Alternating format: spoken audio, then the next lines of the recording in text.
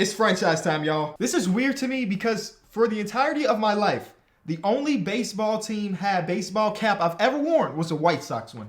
And now, since we repping the big O's, the Orioles in this series, I went out to get a cap. It's a black brim though. I'm not a big fan of black brims, but it's gonna have to do until we get some better ones in.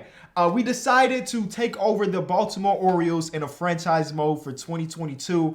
A couple different things before we even jump into it. I have literal no experience in franchise and MLB The Show. And if you're new around here, I'm a basketball guy taking a swing at baseball. So I'm going to need y'all help as the viewers to make sure we make the right decisions, get the right settings and everything. I'm learning on the fly, but I think this could be a good series. And I'm seeing that the brim is bent weird. I would not have left the store if I saw that the brim was like, we might not be rocking this for the entire series. You feel me? But it is what it is. It is time to take over the Baltimore Orioles. This was like the hardest decision of my life.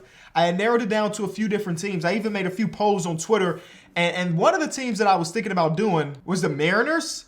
But a lot of people told me, and it's 100% true, that it would have been too easy to take over the Mariners. They already made some big adjustments, bringing in Robbie Ray and trading for Jesse Winker. And they have one of the best farm systems and everything. So it might be too easy. Jared Kelnick is here and everything. So I decided to go with the Baltimore Orioles because even though they do have a really good farm system right now, they're so far away. In Seattle, they ain't that far away. You feel me? This team is so very far away from being good, and they are one of the best divisions that it's going to take us some time. I will say this is not a slow make a couple trades right here and immediately we're in the playoffs. This is a slow grind trying to get the Orioles good. And I ended up loading in a different roster. This is not base roster because somebody mentioned to me that there's a lot of missing players / bad overalls with the initial one. So Suzuki is here. He's not a player that was in the game originally by MLB The Show, so I found like one of the most downloaded ones out there in the vault. And maybe this is not a good one. Let me know. This is only episode 1. We're not getting into no gameplay, so it's never too late to get the right rosters or the best rosters. Okay, so we are 28th overall. The pitching was like the worst in the league last season, so we got to figure that out. We got some speed, but that's pretty much it. I'm going to say that we can't... Again, it's the introduction, so this could change. I'm going to turn this off because, like I said, this is going to be a slow grind, and I would hate to get fired while we're doing the right moves because MLB The Show might not be the greatest thing. We are putting extra inning running on because that's the way it is played right now in the MLB, so I'm going to put that on, and I think everything else is good. I wish that the MLB The Show franchise had sliders and stuff similar to like 2K because even though they said they were going to change a lot of the trade things, they still have some bad ones. I saw some ones on Twitter where Ronald Acuna is getting traded for 2 prospects that are like C potential prospects. And they're saying it's happening less than last year, but it still happens. And if I had sliders and stuff, that probably wouldn't be the case. I'm going to change this one to manual because I do want to learn scouting because I think that's going to be a big part of our team. As we are a rebuilding team, we need to scout and I need to be good at that. All the other things like 40-man roster, I don't really know how many pitchers should you have, how many blank. So I'm going to let the CPU do that. I'm going to change it so they're not doing trades because I don't want you to trade my players for me.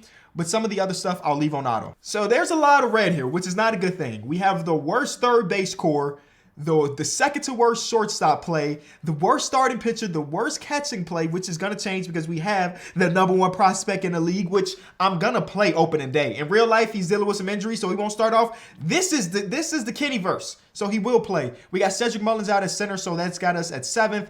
But as you can see, there's a lot of work to be done. And I need to learn a lot of these players.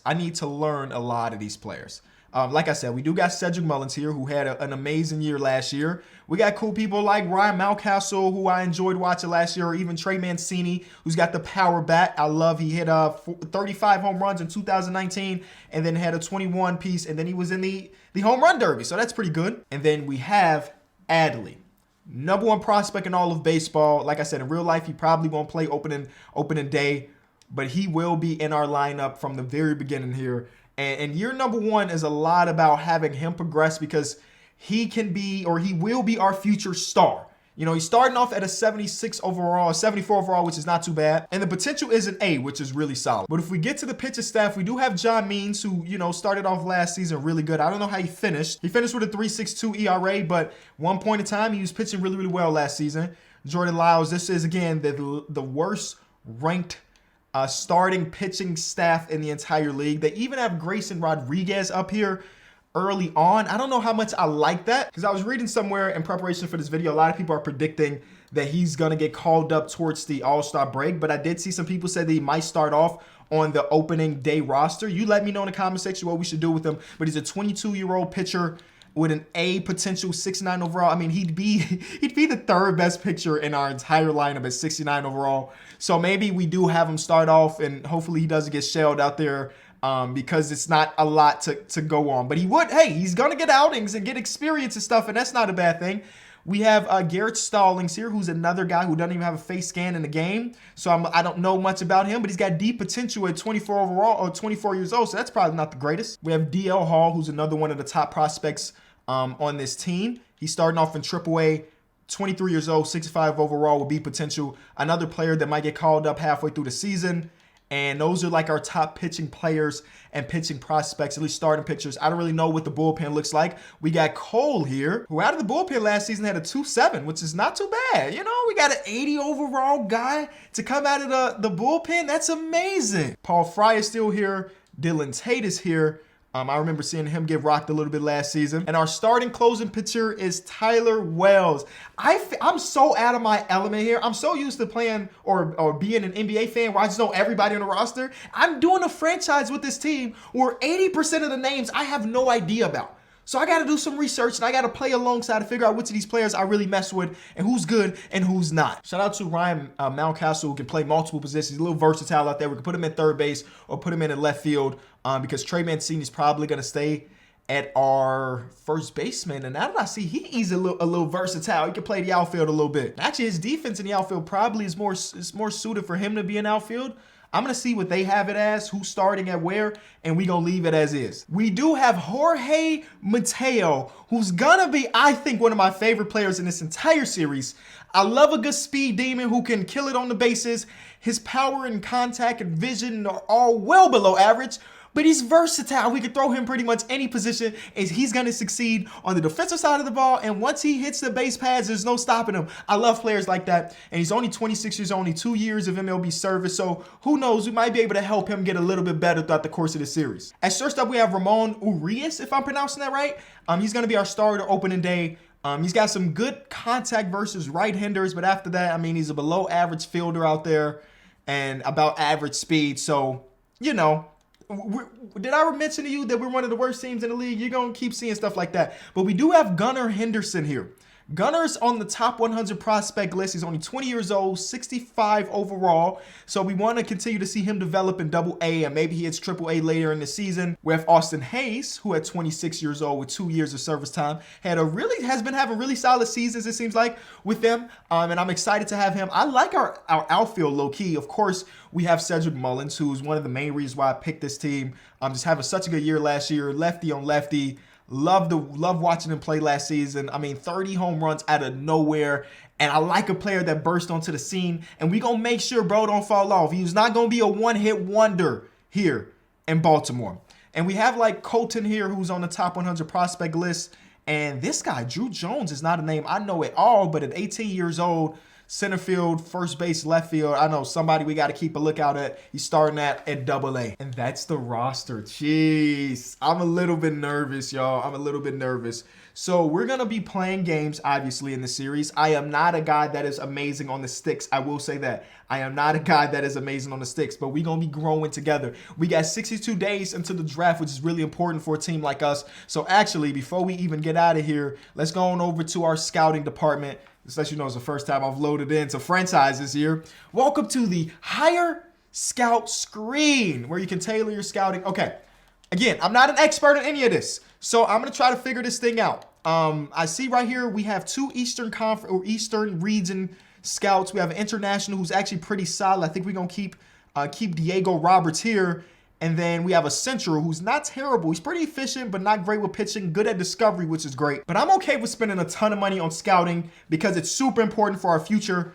This guy right here is really good at he's really efficient. He's great at position players. He's great at discovery. He's out west. He's not the best at pitching, but that's still serviceable. And he's going to cost us $3.5 million. I do not think about the amount of money spent here because this is where we need to be really good. And then we can improve our East right here with this guy. He's overall just better at everything except for pitching. And then that gives us one person in each region. We have an international East, West, and the Central. I don't know if that's the best way to do it, but hey, the comment section is open for all you franchise heads out there. And I get to add a little sponsorship. Hey, we all about making a little bit of dough. Oh, I got some diamonds here. I did open a lot of packs in MLB to show Diamond Dynasty, so that makes some sense. So we could get $2,500 per hit, sure. I'm assuming that we won't get a ton of strikeouts with this pitching core, so I'm not gonna look at that. Definitely not gonna get a lot of saves. We probably like a 60-win team. It's a team that has not been successful for some time and won like 50-something games last year. So we're not gonna get a lot of save opportunities. Runs, are we gonna score a lot? You know what? I'll put it for the Dinger sponsorship and then batter walk up. I guess we'll just do it per hit as well. Okay. All right, we just need some guys to hit above their weight. This is how they want our lineup to go. Urias at the top. We got Jorge at the 2, Cedric Mullins, Mountcastle, Trey Mancini, Anthony Adley, and then Austin Hayes at the bottom. But we are in the AL. Oh, I guess it doesn't matter anymore. We're going to have a DH. And then Odor's here. His first season here coming from the Yankees. Yeah, listen, I know a little bit. Coming over from the Yankees. Got a little bit of power, but he hit 200 last year. And then not too great the year before that or the year before that, but hey, he's here to change the narrative around him in Baltimore. He's going to get a ton of bats because we don't really have anybody else that could take that position. This is the way we're rocking against righties, against lefties with the DH. I mean, they want to start Jacob here. Y'all let me know in the comment section, should Adley just be an everyday guy? We shouldn't be platooning our number one prospect, right? If he's going to be there, I think if he's going to be there, let him be there. If he's going to be there, let him be there, you know? And I know Jacob's got a crazy glove on him, one of the better fielding catchers out there. But this is all about Adley's progression. So I'm going to let Adley do his thing. You let me know in the comment section, is there any moves we need to do off rip, or do we go straight into it? Before I film the next episode, I'm 100% going to wait this episode to be out for like 24 hours so I can read y'all suggestions and stuff. We're starting off against Toronto. Kevin Gossman, their season opener. Are we at home here? We're at home here. So John Means takes the bump there. And we're going against Toronto. Another reason why I picked this, because this is like one of the hardest divisions in all of baseball. So I want to try to make some noise eventually, right? The Red Sox, the Blue Jays, the Rays, and the Yankees are all going to be killing us, especially this first season. But maybe next year we make some noise, or the year after that we make some noise. How often we play games is really up to y'all. How fast do we get through this first year? That's kind of meaningless. It's up to y'all. It's just gonna be a fluid series where I'm taking the suggestions from y'all in the comment section. So y'all let me know, man. I'm trying something completely new here. So bear with me as we learn names, pronunciations, and learn the ins and outs of how things run. But I'm super excited because this gives me a way to learn more about other teams in baseball, right? If I'm going to be playing games, I'm going to realize all the players and this Blue Jays lineup because we're playing against them opening day and so on and so forth. Should be an interesting one, man. Leave a like.